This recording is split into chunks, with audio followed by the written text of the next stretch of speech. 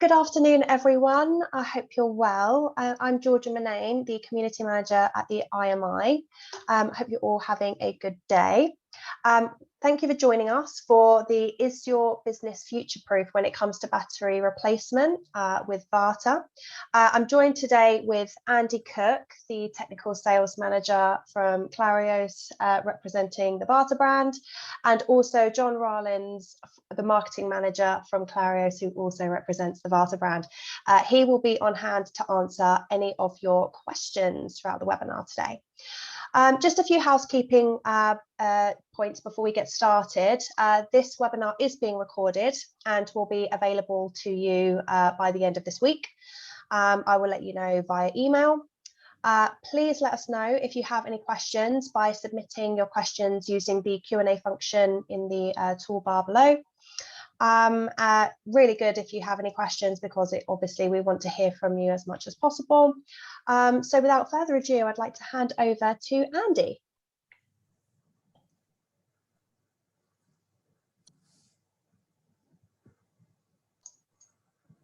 Oh, you're on mute, Andy. At the moment.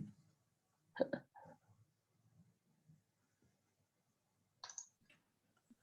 we go. That's it. We can hear you now. Perfect. Good afternoon, everybody. And for those on catch up, good afternoon, good evening, and good morning. I'm Andy Cook, Technical Sales Manager for the VATA brand here in the UK. And thanks for joining us for our second of our series. The first was back in April, which is available online. And this is the second in our series of 4. So sit back and enjoy.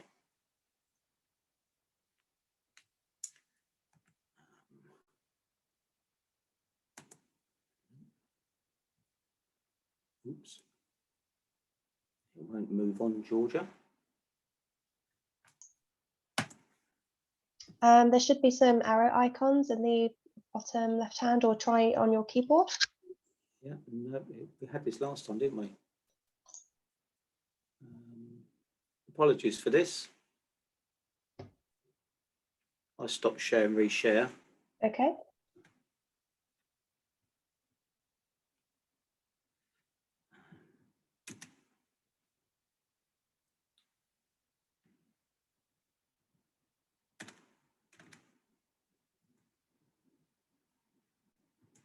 No, we've got a slight technical hitch here. No, I can't proceed on.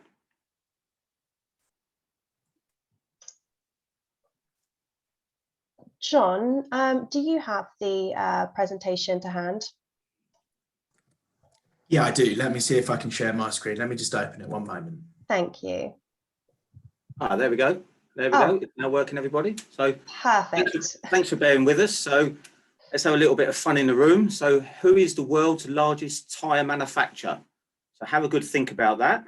Who is the world's largest tyre manufacturer? The answer is Lego. So well done if you thought Lego, with 381 plus million tyres produced.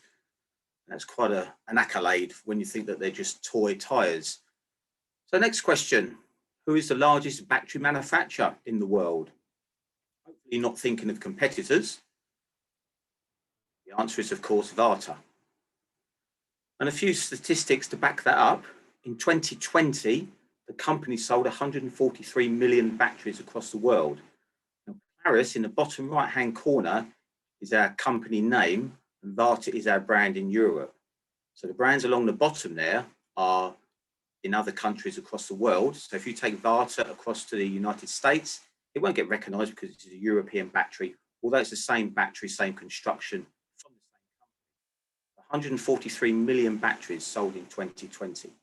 Put that in context, you've got 66 million people in the UK. There you go, so it's 2 batteries per person. In 150 countries across the world, we've got 130 years tradition in innovation and growth. You can see down there that we're not only standard lead acid, we're advanced lead acid and lithium ion construction as well. As far as recycling concerned, 99% of our materials in our batteries can be recovered, recycled and remade. And 90% of our material goes towards our greenhouse footprint. 1 in 3 cars across the world are powered by a Clarios battery. And in the CV commercial world, 4 out of 5 OE trucks are powered by a VATA Clarios battery. Some automotive facts. First electric car was built by Thomas Parker, first electric car in 1884, and he had a pack of batteries from Alexander VATA, and he devised a system of where he had a dynamo. So back in the days before alternators were designed and on our vehicles, we had a dynamo, and he managed to power this vehicle with a dynamo directly by a belt driven. We jump 137 years later, we have the Mercedes EQS electric car, and thankfully it's powered by a VATA battery. So there's a nice little link between the first electric car to the modern technology that we have now on our streets. First hybrid vehicle was come on the roads by Fernando Porsche in 1900s, and this was constructed with a motorized hub on the front wheels, powered again by batteries and a very small powered engine. Some of you may know the name Fernando Porsche because he was the designer of the Volkswagen Beetle. So he's a very Another question for you. What year was the first hybrid put into mass production? So that's not concept vehicles. This is on the streets that you can purchase from a franchise. So what year was the first hybrid put into mass production? For those that guessed correctly, 1997, well done. And this was done by Toyota. They had it in concept version in the late 1970s. And then in 1997 is when they came into mass production, followed by the other world-class leaders out there. So Honda and now obviously Volkswagen are very influential in the market. The Honda followed very shortly after the Toyota. It was a tussle between the two manufacturers who would bring theirs to mass production first, and Toyota managed to pip them at the line. There we have the Toyota hybrid, which comes out of the Burniston factory, which is powered by a VATA battery. Corolla that is now produced in Japan is also powered by a VATA battery. We are connected very well with the electrification of these vehicles. Let's have a look at some hybrid understanding, because there's many different concepts and thoughts of how they all work. So let's have a look at these. First of all, we have a micro hybrid. Micro hybrid basically are vehicles with start-stop systems. Now this came about originally. The smart car was designated as a start-stop vehicle because it had a function of where it could just cut the engine and restart, and that was a very basic systems. We're not talking about vehicles in the good old days when we had a start button because the vehicle would still run. So these are start-stop vehicles where they automatically stop and start, and these are called micro hybrids. A mild hybrid, you'll see in the image there where the engine is larger than the motor, and that's because we have two power sources. We have an internal combustion engine plus an electric motor assist for low speed acceleration. So think about the Honda Insight, the first hybrid that they brought out. This was this type of system where the electric motor assist was sandwiched between the transaxle and the engine. So it was predominantly engine, and it was assisted on acceleration by the electric motor. We come on to full hybrid.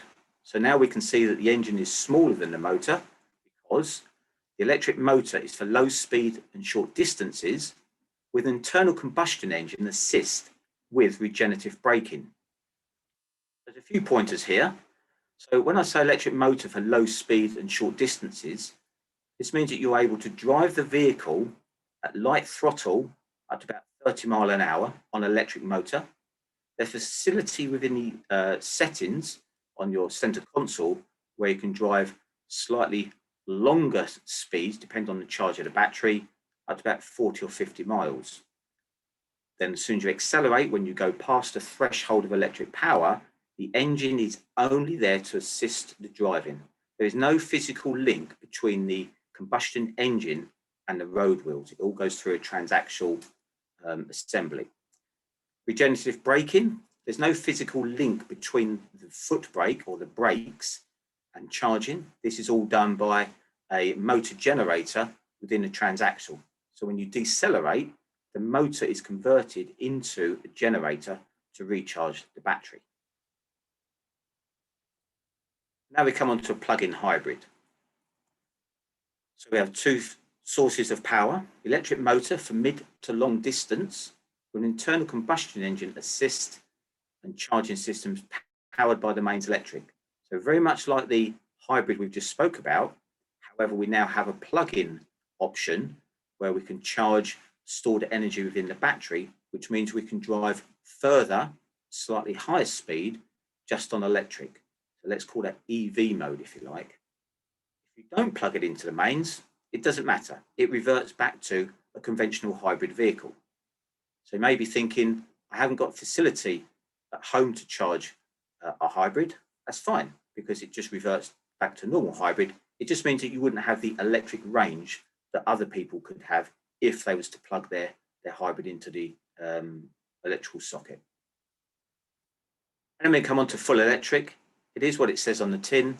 It has one power source, electric motor only. It still requires a 12-volt battery to power the auxiliaries and safety and comfort features, but essentially it's an electric vehicle. Range varies manufacturer to manufacturer, but they are what they are. They're fully electric vehicles. A few variations that we've come across. So we have the HEV. So this is a hybrid electric vehicle. We have a PHEV, which is a plug-in hybrid electric vehicle. We have a BEV, which is an battery electric vehicle. And we have the EREV, the extended range electric vehicle, where they have a small option of a very tiny engine with a very small range, small fuel tank, because if they go any larger on the fuel tank, it's classed then as a hybrid vehicle, as against a range extender. And there's various options of these coming on board with various manufacturers. But they're essentially the acronyms that you may come across.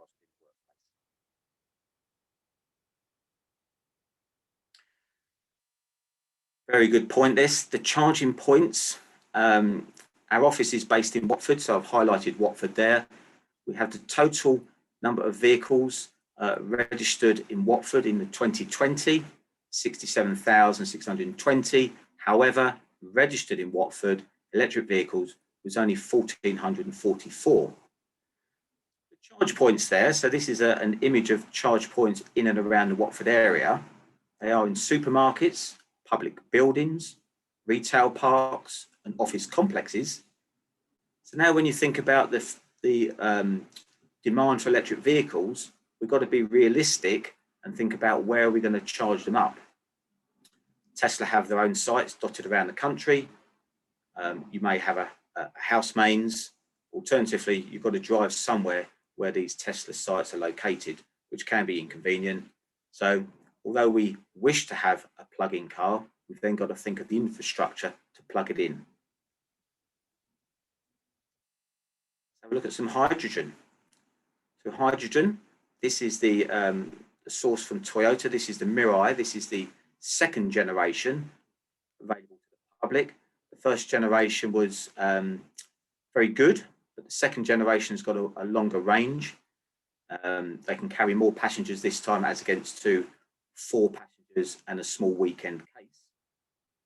They've done a lot of work here. So for the members of the public, so we're on the second generation, although it's probably the fourth in true essence of the design of the Mirai. How the hydrogen cell works. So we have high pressure hydrogen coming into the fuel cell. Atoms of the hydrogen are separated. Negative travels down into a stored charging point, travels through the catalyst where the smaller particles can travel through. And the other side of the fuel cell, we have air being pumped in by a very powerful motor under the bonnet, and that forces air into the fuel cell. The air is changed as it passes through this catalyst, where it joins on with the remainder of the hydrogen to produce water, and this then produces a positive into a charge controller system. This then charges a high volt battery, and if you now think about a battery and a motor, it's essentially an electric car powered by hydrogen. Hydrogen stations are very sparse around the country. There are 11. There's one sitting on the Isle of Orkney. So we're down to 10. We have one sitting in Honda factory owned by the council. So if we can gain access to it, we're down to 9. The hydrogen car delivery is 700 bar pressure. And the truck and bus delivery is 350 bar, and the nozzles are not interchangeable. So the infrastructure for the car and the commercial is very weak across the whole country. However, there's rumours they are producing more hydrogen stations around the country. Word of thought though, it takes about 3 hours to replenish the hydrogen used from one charge of a vehicle. So these stations, when there's more vehicles on the road, have got to do an immense amount of work. So we'll just bear that in mind. Hydrogen could be on its way. Investment and trends for the manufacturers. Due to the increased electrical demand of vehicles, they are looking at huge investment for software. All the rigours and problems that the Volkswagen vehicles have with their current vehicles, they're still investing millions into software. Daimler with their M-Bitron since 2013, I believe, that they've set up this department for software developers. And as you can see, there's a myriad of manufacturers investing billions into software. And this is because the vehicles need to be more, I suppose, consumer friendly. You know, our demands are greater than what they're producing. So they're trying to produce more comforts for the consumer. We're going to connected vehicles. We're going on to, so as you're driving along the road, the SOS function. So although these have been out for many years, they're investing billions into further development of software. But don't worry, the car is still out there with nuts and bolts. New car registrations, as we can see here, between January and September in 2021, the volume of new car registrations increased by 6% year on year, which is great considering that 2020 was a bit of a wipeout. While this is a great recovery, the market is still down by 29% compared to 2019, for the same period. And when we look over the other side, the AFV is alternative fuel vehicles. So 1.3 million passenger cars sold between January and September 2021 in the UK, 44% were alternative fuel vehicles, and more precisely, 10% were battery electric vehicles and 34 hybrid vehicles. So the consumers are slowly moving over this way, but when we think about the bigger picture, we need to invest. Great accolade for Cleveley Electric Vehicles in Cheltenham. He saw this opportunity for electric vehicles, and he's got a very impressive workshop, to the point of he now sources electric vehicle components and sells them to the trade because the parts are very difficult to come across. He has a great network of people promoting himself and also promoting EV and electric for other businesses that want to divulge into electric vehicles, and along with training sessions as well. They've got specialised in Tesla electric vehicles. There are Tesla independent workshops popping up all over the country because there's a huge demand for repair for these vehicles. So investing in the future, Cleveley Motors saw this and grabbed the ball by the horns. Let's bring it down to the real world. The ICE, internal combustion engines, are still very, very dominant in the big scheme of things. So talking even with the most optimistic analytics, so the EV sales forecast is only 7.5% of the car park will be EV by 2030.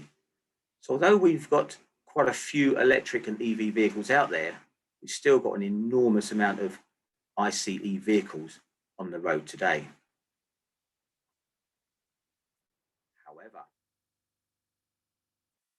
12-volt lead acid batteries serves as a secondary battery in 48 vehicle systems and electric vehicles. 48-volt systems are in these vehicles for high consumers. So BMW would have a 48-volt high consumers powered by a 12-volt battery. Engine off will be powered by the 48-volt battery, although it still starts with a 12-volt system. Autonomous driving requires full power supply and fully functional for critical safety reasons. So we still need a battery source for these vehicles, because if we do lose total power, we've got no braking systems, got no emergency systems to operate. So the lead acid battery still has a great presence in the modern day vehicles. For us, it's still very powerful business. So 1 in 3 batteries are manufactured by Clarios. That's across the world. For VATA in Europe, the largest OE supplier, with 6 out of 10 newly manufactured cars in all segments with a VATA battery. The strongest one really for us is 7 out of 10 newly manufactured AGM start-stop vehicles in Europe come with a VATA battery. And that's quite powerful, because if you think you open up 10 bonnets in a supermarket, 7 of those will be a VATA battery, or dual branded. So it'll be a Mercedes VATA, it'll be a Vauxhall VATA, or it could be a standalone VATA.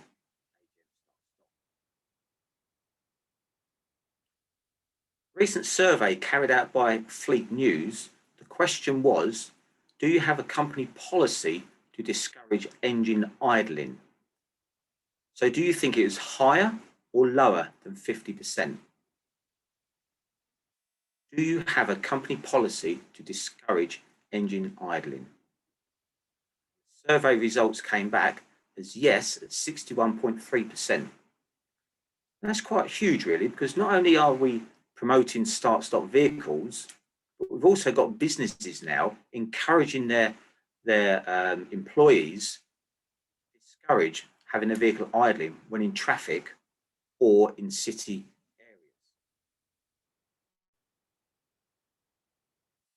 Start-stop is even bigger across the world, but I've singled out the UK there because that's relevant to us, where for the car park of start-stop is increased by 53%. However, the potential is 41%. Think about that. Think about the amount of vehicles that you have in your workshops. How many are start-stop vehicles? I think you'll agree it'd be an alarming rate, where we as technicians take it for granted that they're all start-stop, or we may think there's not many, when in actual fact there are. And these batteries take an immense amount of energy source and power in order to feed the vehicle whilst the engine is turned off. Because you've always got to think that it's got to store sufficient energy to restart the vehicle when we wish to move off. 20 years ago, I'm sure you'll agree, the computer modules were very minimal. Electrical devices were very minimal too. As where today we have 150 plus computer modules, where we'd like to think they're relays, but they're now electronic devices. Then we have 150 plus electrified devices, and probably much more. Throttle bodies no longer controlled by a piece of wire and a fuse and a relay. It's now a module as part of the component. So now think of all the components are individually computer modules. It's all got to be fed from somewhere. Increasing electrical demands, we've already seen this picture, but let's just pick on a few here that we can relate to from a customer point of view. Electronic EGR cleaning. So when they walk away from a vehicle, we hear this buzzing noise coming from the car. That's where the EGR valve is sweeping clean. so that when we start up, it's not stuck in the open position. When we lock the vehicle, the parking lights come on. There's more energy from the battery while the engine's not running. When we return to the vehicle, we press the unlock button, the parking lights come on, and a lot of modern vehicles these days, we have the internal cooling fan cycle the air within the car. So you're not getting in there on a very hot day or stale air. And this has all got to be fed from the battery without the engine running. So there's more demand on a battery than there ever was. Testing every battery is key for our business and for your business, without losing sight on the EVs, vehicles that are coming in, because we still need to test these batteries. The EV market, the battery, they're not as sufficient as what we may think. Let's take the Toyota Prius for a great example. It's only a very low amperage battery. It's only got to power the central door locking. When we get into the car, it powers up the accessories. So the battery, when it's left standing for 3 weeks plus, won't take very long before it drops below that residual charge.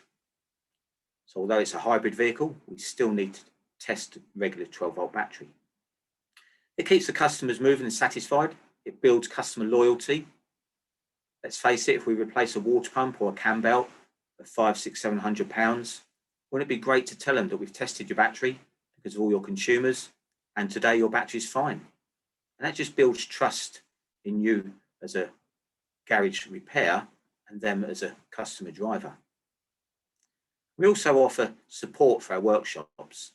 We have battery workshop packs with literature, point of sale material, all free of charge to help you to promote testing batteries. We've got statistics where somebody has been not testing batteries at all, so now they're testing every car in the workshop. And out of every 10 cars that they test, they're telling great news to 8 people. One person, we may need to charge your battery and retest. And the 10th person, sorry, sir, madam, we need to replace your battery. So wouldn't it be great to give good news to your customers as against the bad news? The difference between a good battery and a failed battery is only 0.8 of a volt. When we look at the voltages down the side here between green, amber, and jump down to red, it's only 0.8. It's a very fine line between a fully charged battery at 12.7 and 12.5 coming into the yellow section. So now think about what I said earlier on about the EGR cycling when the customer walks away from their locked vehicle, and the parking lights coming on at lock and coming on again at unlock with the internal motor cycling the air. So it doesn't take long to lose 0.1 of a volt. So today we tested your battery, tomorrow it may not start.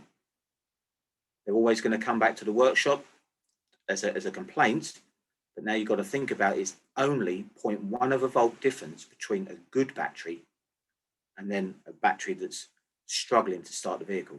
Because essentially, for an ICE engine, all the battery's there for is to start the vehicle up. That's where we need the immense power. After that, the alternator is assisting and helping. 0.8 volt is less than a AAA battery. And that puts it into perspective of the difference between a good and a bad battery. Issues you may face in the workplace due to battery failure. Heater motors no longer go on to the fast speed. It will only work on speed 1 and 2. Electric windows only power halfway down. We have clocks that go slow where the second-hand jumps every 5 to 10 seconds. We have heated rear windows on the vehicles where they don't work at all. And it's because the battery is consuming energy for this start-stop situation. We hear of electric roofs that power down but don't power up. The customer doesn't understand that it went down. Why doesn't it go up? It's your battery, sir, madam, because it needs immense power to bring the roof back up into its park place. And I'm sure there's many more that you as the audience can think of that it's been down to a simple battery issue. So times have changed, and this is why we need to encourage more people to test batteries. The challenges that you face in the workshops, so it's up to 6 times to change a battery. No longer a 5-6 minute job. 40% of vehicles have complex battery locations. Manufacturer can hide them wherever they want to put more consumers on a vehicle. It's down to us to find out where the batteries are. To change a battery, it can be up to 28 steps. Now that sounds a lot, and it is.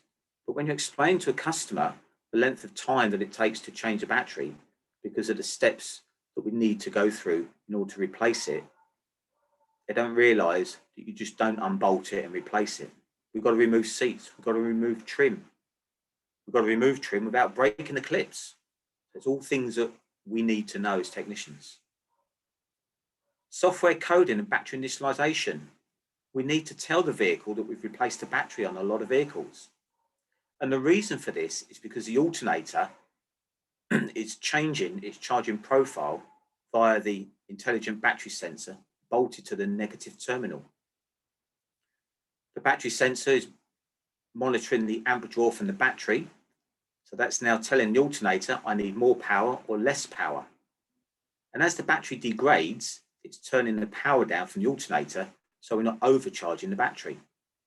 So when we replace the battery for new, we need to tell the system that we've put a new battery on it so it can change the charge profile to suit a new battery. Arguably, it could relearn its own strategy of charging. However, the battery light will be on and other warning lights may illuminate when they're using them, such as ABS, steering angle sensor. And the start-stop vehicles require diagnostic tools to reset these systems. So it's not a simple battery change anymore. VATA portfolio covers all eventualities. We have the automotive range with auxiliary, we have a CV range, leisure range, and also our power sports. For the automotive, vehicles pre-2000, where we have low power consumables, we have our entry-level battery, our black motor. For more cranking power and slightly more consumers, they may have a heated screen, they may have a radio or halogen headlamps. And then we have the blue Promotive. And then for all the premium vehicles with non-start-stop, we have the silver Promotive. And then when we jump over the yellow-black checkered line, we then come into basic start-stop and or smart charging, where we have our blue EFB. So that's enhanced flooded battery. And that has more energy consumption within the battery to power the start-stop. We can identify these vehicles simply by looking at the negative terminal for the intelligent battery sensor. So they could have smart charging and or start-stop. And then we come up to the advanced with the AGM, absorbent glass mat. And these are for your more regular that we're seeing nowadays with more consumers. So we've got a basic Corsa with cruise control, infotainment systems, and then we come right up to the BMWs, Mercedes, and all the German marques that have very fine, exuberant consumers. And then lastly, we have the auxiliary range. Auxiliary range power the consumers for the high-end cars. So although we have one battery for start-stop, we now got to think, have we got an auxiliary battery to power the consumers? And the reason why the manufacturers use this is because of our demand for more consumers on the vehicle. We need more power. So to help the regular battery, we also see now an auxiliary battery.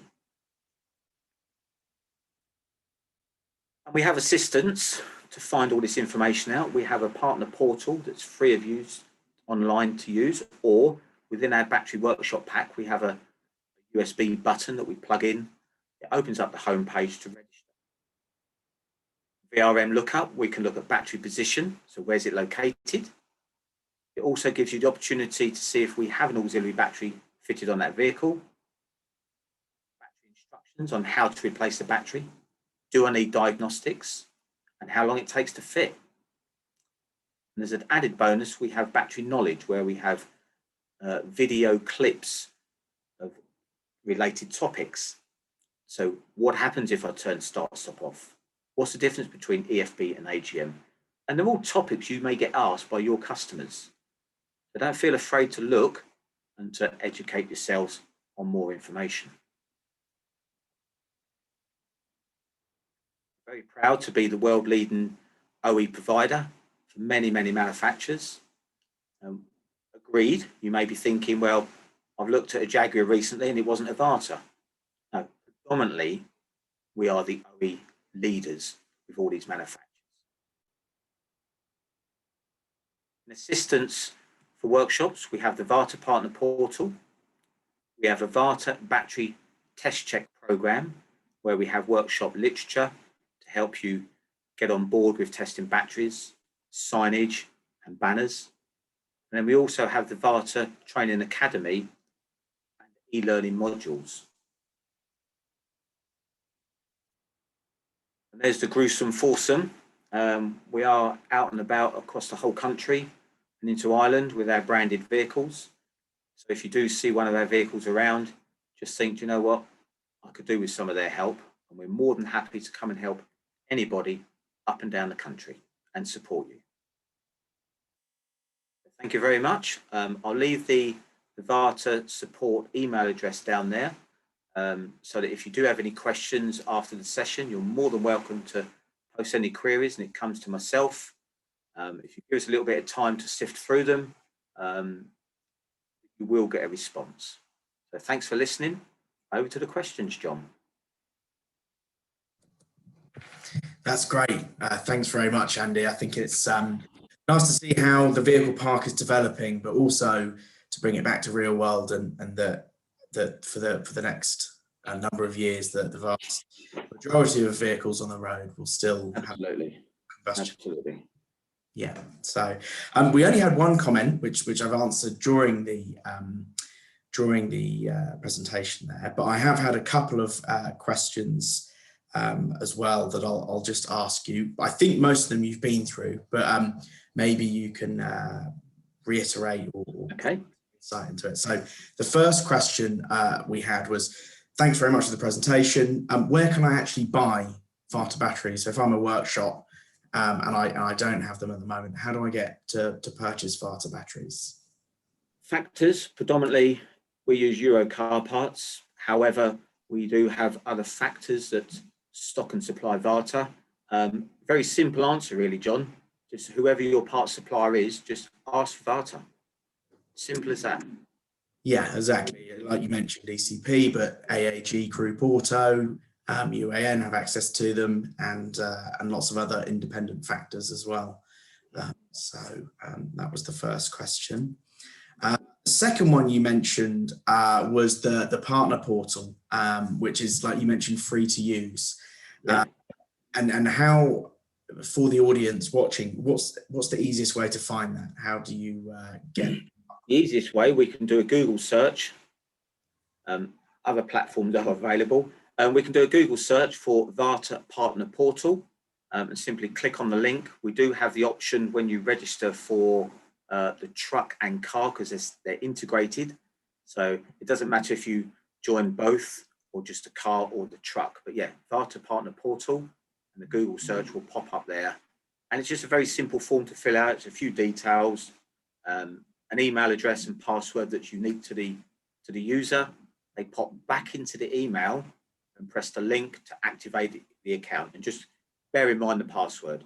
If it's a workshop with multiple points, if you have a generic password, for example, ABC123, and an email address, then everybody within the workplace can use the same login details.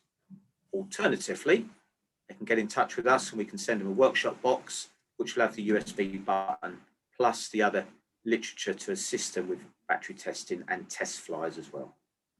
And that's great, Andy. And that actually leads to the third question I had, which was, you mentioned the workshop box with the testing literature and the test flyer. So if an audience member is interested in signing up to that program, how do they get in touch with us? What's the best way? Simple, just drop us an email from the VATA store support at clarios.com. It's on the bottom part of the page, and just send us a request in for VATA workshop box, just a name, address, where to send it to, and we'll pop it in the post. Alternatively, if we're in the area, we'll more than gladly pop in and go through the box with you also. And what we do find, John, is workshops that we do visit, it leads on to a little bit more than just dropping off a box, where we open up conversations about testing, charging batteries, and also start-stop queries that we can help them and assist them to understand more about start-stop vehicles. That's great. So the best way for them to contact us is the VATA-support@clarios.com. Yes, yeah. That's great. So those are all the questions that we had for today. I think it was quite comprehensive, Andy, which is why we didn't have too many other technical questions this time. But thank you for answering those. No worries. No worries. Perfect. But again, everyone, thank you for joining us this afternoon. As I mentioned earlier, this webinar has been recorded and will be sent out to you by the end of this week. Thank you so much to Andy and John for delivering a brilliant webinar and getting through some questions, which is brilliant. And we look forward to seeing you all soon. Thanks so much, everyone. Bye. Thank you. Bye-bye. Thanks very much. Bye-bye.